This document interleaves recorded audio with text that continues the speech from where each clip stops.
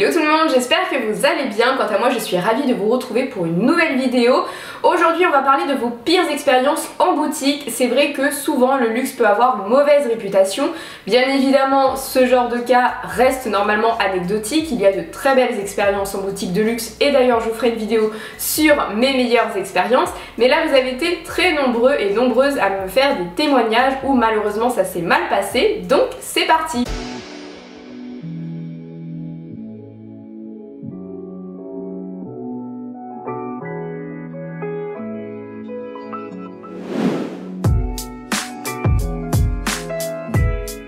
Commencer la vidéo, n'hésitez pas à me rejoindre sur Instagram, c'est justement sur ce réseau que vous pouvez partager vos pires expériences, vos meilleurs achats, plein de choses et ainsi apparaître dans mes prochaines vidéos collaboratives. Donc on se rejoint sur ce réseau. Vous pouvez bien évidemment me suivre sur YouTube, activer la cloche de notification et liker la vidéo si elle vous a plu. Avant de commencer, vous êtes nombreux et nombreuses à me dire mais Mélissa, parle-nous de tes pires expériences en boutique de luxe.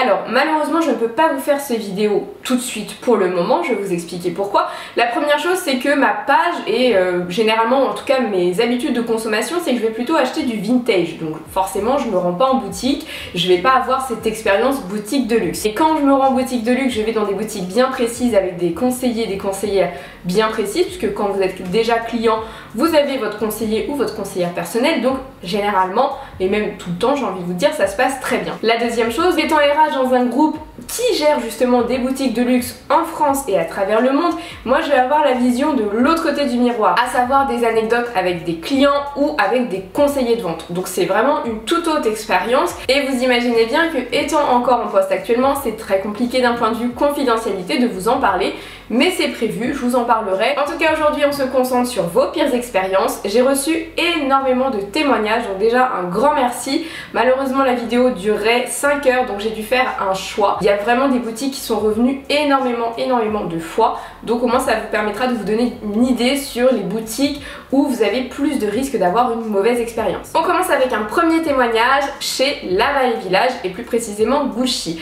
Alors c'est vrai que La Vallée Village est revenu énormément de fois pour plusieurs raisons. La première raison c'est un outlet, donc qui dit outlet dit remise et c'est vrai que parfois la qualité de service peut en pâtir. La deuxième chose c'est qu'il y a énormément de monde et le troisième point c'est qu'effectivement quand vous recrutez pour La Vallée Village vous n'allez pas recruter sur les mêmes critères que dans le luxe, c'est-à-dire que ça va pas être les mêmes profils et qu'on n'est pas du tout sur la maîtrise des codes du luxe. Et d'ailleurs j'avais fait une vidéo là-dessus, en tout cas sur La Vallée Village parce que j'avais acheté une pochette en nylon. Effectivement mon expérience avait été assez mauvaise, donc le risque d'avoir une mauvaise expérience à La Vallée Village effectivement est un petit peu plus important, mais encore une fois il ne faut pas généraliser. Pour commencer je vais me permettre de lire son témoignage. Donc tout d'abord merci pour ta bonne humeur et tes vidéos très qualitatives, donc merci beaucoup Anaïs, ça me fait très plaisir. Donc c'était à La Vallée Village, je me suis rendue chez Gucci pour acheter la fameuse écharpe grise et noire iconique monogrammée. À ma grande surprise l'écharpe avait une remise exceptionnelle et passait donc de 400 € à 200 €. Évidemment il y avait beaucoup de monde, donc c'est ce que je vous disais, il y a énormément de monde et il y a une file d'attente. Et une fois que la vendeuse me tend une écharpe, mais une fois que j'avais déjà payé, je me rends compte qu'il y avait un accroc. Je demande donc à ce qu'on me la change, on me refuse en me disant que j'ai sûrement dû l'abîmer en allant payer. Donc ça je trouve ça quand même assez dingue parce qu'on parle d'une écharpe à 200 €. Effectivement vous vous rendez en boutique de luxe, vous venez d'acheter votre produit et il est abîmé, on fait pas de drame, on vous le change tout de suite. Donc on voit bien que déjà en termes de service client c'est pas du tout la même chose. Je force, je réussis à obtenir une écharpe en parfait état. Une fois payée, celle-ci est littéralement balancée dans mon sac. Donc effectivement, c'est la même expérience que j'ai eue chez Prada. On va balancer la pochette en nylon très fragile dans le sac de shopping.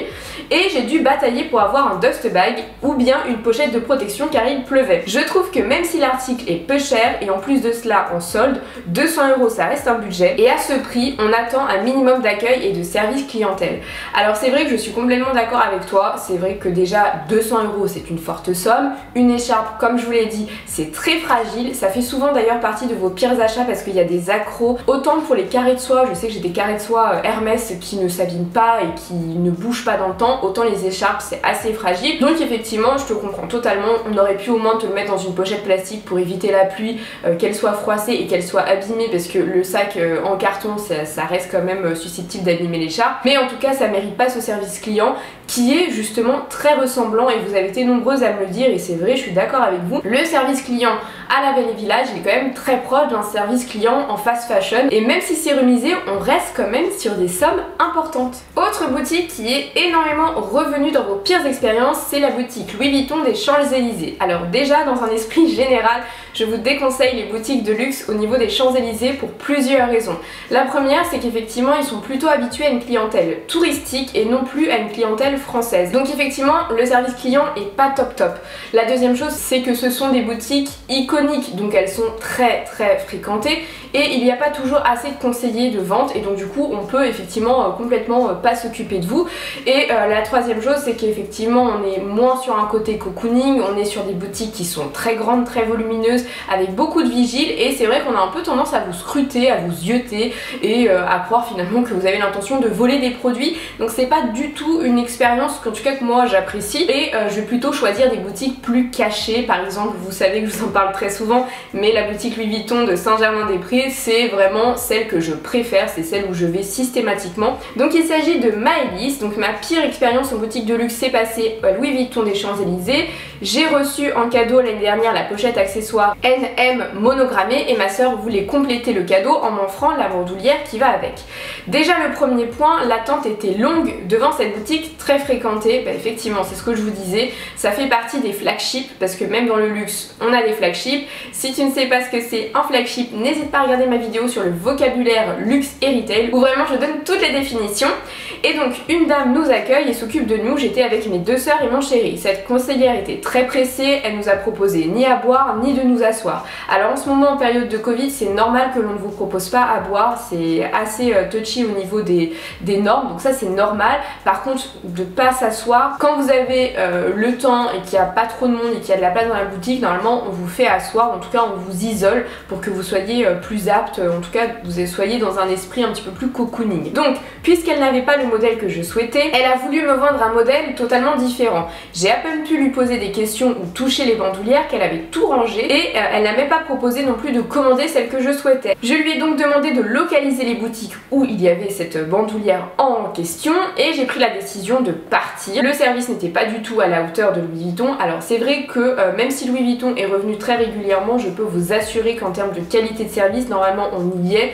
Les conseillers et les conseillers de vente sont formés très régulièrement aux nouveautés, aux collections, aux services et personnellement en tout cas pour la qualité de service c'est une maison que j'adore et également pour leurs pièces bien évidemment. Donc c'est vrai que c'est toujours triste d'avoir des mauvaises expériences comme ça parce que ça salit l'image d'une maison et puis c'est vrai que souvent on a plus tendance à parler de ce qui s'est passé de mauvais que de bien. N'hésitez pas à aller à Place Vendôme, à Saint-Germain-des-Prés ou même à l'avenue Montaigne où là vous allez être reçu différemment. Et d'ailleurs c'est bien ce qu'elle a fait, nous avons juste après rejoint la boutique Montaigne où nous avons été parfaitement reçus et accueillis. Nous avons pu acquérir la bandoulière parfaitement pour mon sac. Et cette fois-ci, la conseillère de vente a pris le temps nécessaire, dans le calme et dans le confort, avec des conseillers de qualité qui correspondent à l'image de Louis Vuitton. Donc finalement, cette histoire se termine bien. Donc voilà, c'est ce que je vous disais, ça dépend vraiment de la boutique, ça dépend du conseiller de vente et puis il y a aussi ce côté feeling, trouver un conseiller de vente c'est un petit peu comme trouver une paire de chaussures, ça peut des fois matcher et ça peut des fois ne pas matcher, on travaille avec de l'humain donc c'est normal, en tout cas très contente que cette histoire puisse bien se terminer. Autre mauvaise expérience, il s'agit de Dior Champs-Élysées, donc c'est ce que je vous disais, malheureusement les Champs-Élysées sont réputés pour ne pas avoir un service client à la hauteur des maisons parce qu'ils sont habitués à une clientèle qui est différente que celle locale et donc effectivement on peut avoir de très mauvaises expériences. Il s'agissait en tout cas comme projet d'achat de la bague danseuse qui lui faisait de l'œil. Mon excitation s'est évaporée dès lors que l'on m'a dit de faire la queue au stand bijoux. Nous étions comme au marché à toucher des bijoux, les reposer. J'ai demandé ma taille de doigt, la vendeuse ne comprend pas et ensuite elle me dit S, M ou L très sèchement. Encore refroidi, j'étais à deux doigts de partir. Ensuite je choisis la bague collée avec toutes les autres personnes au stand, alors ça vraiment c'est du jamais vu. Et en 5 minutes on me dit la caisse c'est par ici, ok merci, je ne me remettrai plus jamais le pied dans cette boutique. Alors autre point de vente également qui est beaucoup revenu dans vos pires expériences, ce sont les stands de luxe dans les grands magasins de Printemps et Galeries Lafayette, mais là c'est surtout Galeries Lafayette où c'est revenu et je suis d'accord, moi j'ai eu une pire expérience chez Céline. Je suis allée avec mon conjoint à la boutique Céline parce que je voulais lui faire découvrir les parfums. J'avais pour projet d'acheter un parfum, donc j'avais un projet d'achat. Et quand je rentre dans le stand des Galeries Lafayette, je tombe sur deux conseillers de vente. Une conseillère de vente qui était sur le merch, qui était en train de, plutôt qui était au stock et qui réorganisait la boutique, et un autre conseiller de vente qui était justement au stand parfum et qui était tout seul. Et donc je suis rentrée pour lui demander des conseils et cette personne m'a ignorée. Voilà, il m'a ignorée pendant 10 minutes, et 10 minutes c'est très long, sachant que je lui parlais, je lui posais des questions. Et ensuite il y a deux autres clients qui sont arrivés et là il leur a fait tout le déballage, tout le storytelling sur les parfums. C'était très gênant, donc je suis partie et c'est la première fois que ça m'était arrivé. Donc malheureusement ça ne m'étonne pas, encore une fois ça dépend des boutiques, vous pouvez tomber sur des stands très bien. Moi j'avais accompagné une copine à un stand aux Galeries Lafayette et ça s'était très bien passé. Ce témoignage m'a choquée, je vais tout de suite vous le dire. Donc déjà son compte Instagram, je vais vous le mettre, c'est Cutie-Mail. Alors ma pire expérience en boutique de luxe c'est chez Saint Laurent aux Galeries Lafayette l'été dernier. J'y suis allée seule pour voir le modèle enveloppe en taille médium. Tu as bien raison, ce modèle il est juste magnifique, je l'adore, je le trouve hyper chic. J'ai demandé à l'essayer et la conseillère qui s'occupait de moi ce jour-là me l'a apporté sans souci. Jusqu'ici tout va bien. J'ai remarqué tout de suite qu'elle faisait des petits regards de moquerie avec sa collègue et ça s'est confirmé par la suite car je me prenais en photo avec le sac pour le comparer au loulou qu'elle m'avait également apporté. Et dans le miroir, alors c'est vrai que dans les boutiques Saint Laurent mais également maintenant dans les boutiques Céline, vous avez beaucoup de miroirs, vous avez beaucoup de marbre et vous avez beaucoup de miroirs, donc c'est vrai que vous pouvez tout de suite voir ce qui se passe un petit peu partout dans la boutique. Et dans le miroir j'ai vu qu'elle se moquait de moi, ça m'a vite refroidi. Je te comprends, c'est honteux, j'ai coupé court à l'essayage et je suis partie. C'est rare que j'aille aux galeries et je le fais plus souvent au printemps. C'est vrai que moi je préfère aussi un petit peu le printemps. Cette expérience m'a dégoûtée de la maison et finalement je n'ai pas acheté ce sac alors que j'avais pour projet de le prendre. Alors ça franchement ça m'a vraiment choquée. Mais je pense que j'aurais demandé à aller voir un responsable pour lui faire part de cette expérience parce que bien souvent il faut savoir que quand vous recrutez quelqu'un ou même quand vous le managez en général, vous n'êtes pas tout le temps avec lui, donc il peut voilà, faire des bêtises comme ça, faire des erreurs et vous n'êtes pas au courant et ça salit l'image parce que là en l'occurrence tu es dégoûté de Saint Laurent alors que c'est pas comme ça. Je te conseille d'ailleurs d'aller à la boutique rue Saint-Honoré de Saint Laurent et tu verras que ça n'a rien à voir. Très belle boutique, un personnel très agréable, en plus juste à côté tu as un petit café où tu peux prendre un thé matcha, ou en tout cas ce que tu veux, un thé, un croissant, ce que tu veux, et tu verras que la qualité de service est totalement différente. Donc je sais que quand tu vis ce genre d'expérience c'est traumatisant et t'as pas envie d'y retourner et tu te sens vraiment humilié, mais sache que c'est pas comme ça. Alors là il s'agit d'une pire expérience mais sur un achat en ligne puisqu'effectivement malheureusement ça peut arriver. Et donc là pareil, donc j'ai voulu acheter un bracelet à 195 €, je l'ai commandé sur le site internet d'Alexander McQueen, donc en l'occurrence la maison c'est Alexander McQueen. La livraison devait prendre 2 jours mais 4 jours plus tard rien, je reçois pas de mail, pas de suivi et pourtant je suis débitée. J'arrive difficilement à joindre le service client qui me dit qu'en fait le bracelet il est out of stock. Oui alors dans ce cas il faut pas débiter les gens. Il me propose donc de passer commande à distance avec une boutique située à Londres. Vous pouvez également faire un achat par téléphone à l'étranger mais également en France, vous pouvez également faire des achats par téléphone maintenant, surtout avec le confinement, le Covid etc. J'accepte en demandant bien si je n'aurai pas de frais supplémentaires puisque je dois ajouter 11 € à la conversion parce qu'effectivement c'est du livre sterling. Il m'assure que non, que je ne paierai que 207 €. Je suis débitée le lendemain 223 €. Pour rappel, le prix de l'article est de 195 €, donc voilà, on commence à vraiment bien augmenter. 2 semaines plus tard, je n'ai rien reçu, pas de mail, j'arrive pas à joindre le service client. Quand j'arrive enfin à les joindre, ils me disent que finalement ils ne peuvent pas me tenir au courant. D'accord. J'ai dû passer des heures au téléphone pour réussir à avoir la boutique de Londres qui me dit qu'aucune commande n'a été passée auprès d'eux. Donc je pense qu'ils ont un gros problème de stock. Le service client veut bien me rembourser. Donc on est à 3 semaines après avoir été débité. Sachant que je crois que tu as été, dis-moi en commentaire, débité de 195 € puis de 223 €. Donc ça fait mal. Le service client donc me rembourse mais pas les frais bancaires alors qu'il m'avait assuré que je n'en paierais pas. Effectivement ils t'ont mal renseigné puisque il y a une vidéo où je dis que j'imite le look de Fallon à partir du moment où vous payez à Londres, surtout qu'en ce moment il y a le Brexit, donc vous payez des frais de banque mais également des frais de douane assez importants, sachez-le. Du coup j'ai dû attendre 1 mois pour me faire rembourser, 5 heures de téléphone et je me suis assise sur mes 15 € que je n'étais pas censée payer puisqu'il s'agit d'une erreur. Ouais. bah franchement ça donne pas du tout envie de commander chez eux et sur internet. Et c'est vrai que le service client, généralement le service client téléphonique il est facilement joignable. Moi j'ai déjà essayé de joindre Chanel là récemment pour une question et ils répondent facilement. En tout cas vous n'avez pas besoin d'attendre 5 heures au téléphone, donc ça c'est assez dingue. Je pense encore une fois qu'ils ont des gros soucis de stock, donc là c'est un travail interne qu'il faut faire. Autre expérience chez Louis Vuitton, décidément malheureusement ça revient un peu beaucoup. Donc là c'est à Marseille, j'ai acheté un Speedy 35, je vais en boutique, je l'essaye, je regarde toutes les formes etc. Sauf que la cliente se rend compte qu'il y a une grosse tache à l'intérieur, donc ça c'est quand même assez dingue. Et elle me dit ah bah non c'est pas possible, de toute façon ça part en machine. Oui bien sûr, on met toujours un sac à main en machine, surtout quand il est en cuir et en toile enduite. Et je réponds que c'est un sac qui ne va pas en machine et elle me regarde en mode mais tu rêves, il n'y a pas du tout de tache, alors que la tache faisait 3-4 cm.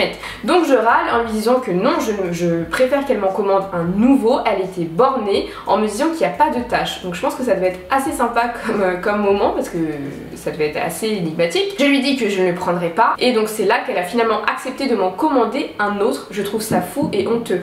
Alors oui, personnellement j'ai jamais vu ça. Encore une fois, on est dans le luxe, on est dans la qualité de service, on est sur l'excellence, on n'est pas du tout sur le marché où on essaie de vous vendre quelque chose coûte que coûte et on essaie de vous arnaquer. C'est pas du tout ça, parce que là vraiment ça salit l'image de la maison et c'est surtout qu'encore une fois je n'ai jamais vu ça de toute ma vie, donc c'est assez dingue. En tout cas merci pour ton témoignage. Encore une fois il n'y a pas de généralité, ça dépend du conseiller, de la conseillère, ça dépend du jour, ça dépend de plein de choses, mais tout de même, les témoignages qui sont revenus sont souvent revenus sur les mêmes boutiques, sur les mêmes points de vente. Donc en tout cas, j'espère que cette vidéo vous aura aidé. N'hésite pas à me dire également en commentaire ta pire expérience. Et bien évidemment, travaillant dans le luxe, je ne peux pas rester comme ça. Donc pour redorer le blason, une vidéo sur les meilleures expériences d'achat arrive très prochainement. N'hésite pas à liker la vidéo si elle t'a plu. Et je te dis à très bientôt pour de nouveaux contenus.